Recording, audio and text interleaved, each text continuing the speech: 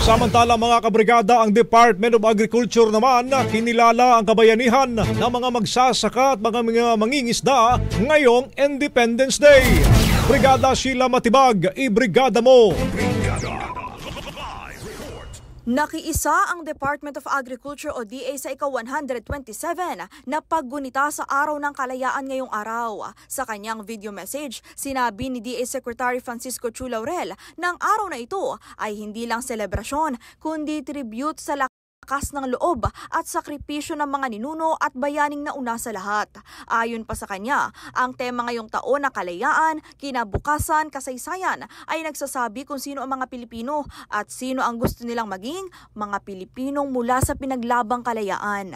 Maliban dyan, tiniyak ng DA ang pagtugon at mga hakbang sa mga problema sa bansa, partikular na sa sektor ng agrikultura at maiangat ang buhay ng mga mangingisda at magsaka na silang tunay na bayani ng pagkainan.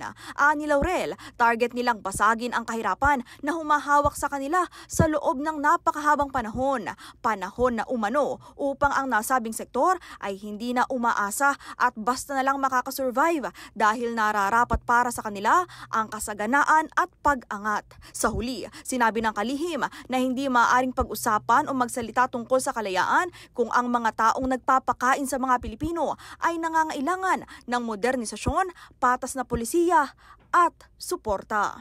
Bilang mga lingkod bayan na may paninindigan, tungkulin natin, tulungan ang mga naghihirap na mga pamilyang Pilipino na maging maginhawa ang kanilang mga buhay.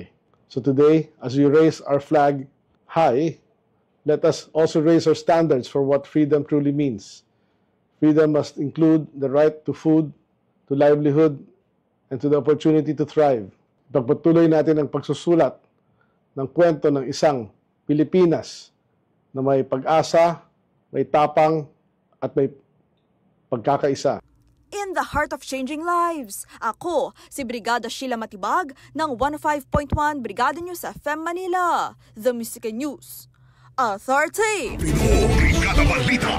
Ang bahaging ito ay hatid sa atin ng Fast Relax. Tanggal ang sakit, ora mismo.